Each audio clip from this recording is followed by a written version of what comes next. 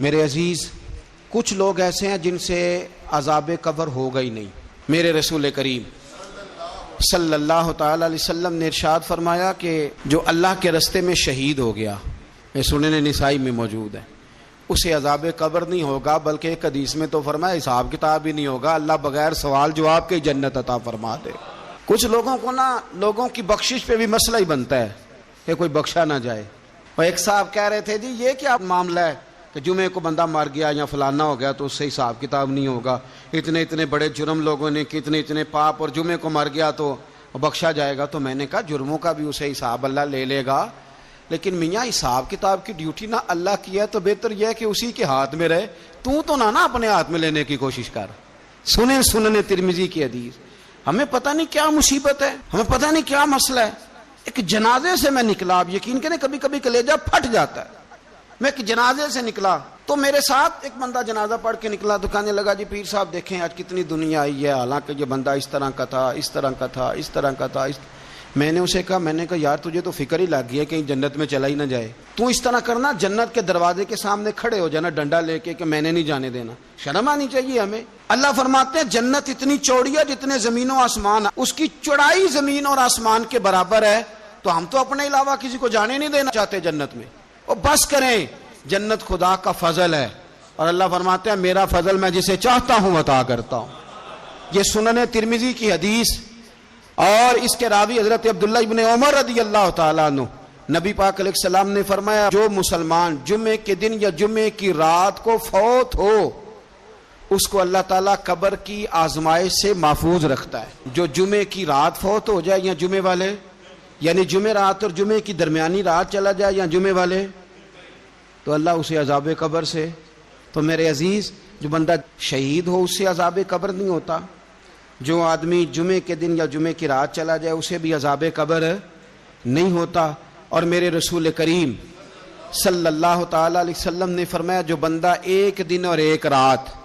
یہ حدیث صحیح مسلم میں، سنن ترمذی میں، مصنف عبد الرزاق میں موجود ہے، ایک دن اور ایک رات اللہ کی رضا کے لیے اسلامی سرحد پہ پہرا دے۔ میں اور آپ سوئے ہوئے ہیں، لیکن وہ لوگ جو فوجی بارڈروں پہ کھڑے ہیں، دیکھو مدینے والے محبوب کس کس پہ کرم فرماتے ہیں۔ ساری عمر نہیں، 24-25 سال کی سروس نہیں، فرمایا ایک دن اور ایک رات اللہ کی رضا کے لیے جو اسلامی سرحد پر پہرا دے، مسلمانوں کو کافروں سے بچائے، رب اسے عذاب قبر نہیں دے گا، اسے اللہ تعالیٰ اپنے فضل سے معاف فرما دے گا۔ ایک رات اور ایک، تو آپ کیا سمجھتے ہیں کہ ان فوجیوں کی کوئی چھوٹی شان ہے، ان کا کوئی چھوٹا مرتبہ ہے؟ ایک دن اور ایک رات اگر یہ پہرا دیں تو اللہ انہیں اتنا انعام عطا کرتا ہے۔ اسی طرح سن لو، یہ ذرا غور سے سننا، ابن ماجہ کی حدیث، اور اس کے علاوہ مسند ابو یعلا میں موجود حدیث کے راوی حضرت ابو ہریرہ رضی اللہ تعالی عنہ،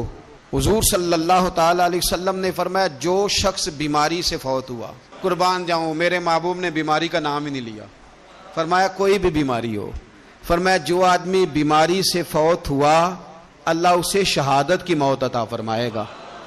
اور وہ عذاب قبر سے اور قبر کے امتحان سے بھی محفوظ رہے گا، اور حضور فرماتے ہیں اس کو صبح اور شام جنت کے باغوں میں سے رزق دیا جائے گا۔ جو کسی بھی بیماری سے مرا، یہ لوگ بیماری سے مر رہے ہیں تو لوگوں نے اچھوت سمجھ رہے ہیں، اچھوت، یہ اچھوت نہیں ہے، اس لیے کہ لوارث نہیں، یہ خدا رسول کے ماننے والے ہیں، تم انہیں اچھوت کہہ رہے ہو اور مدینے والے رسول انہیں شہید فرما رہے ہیں۔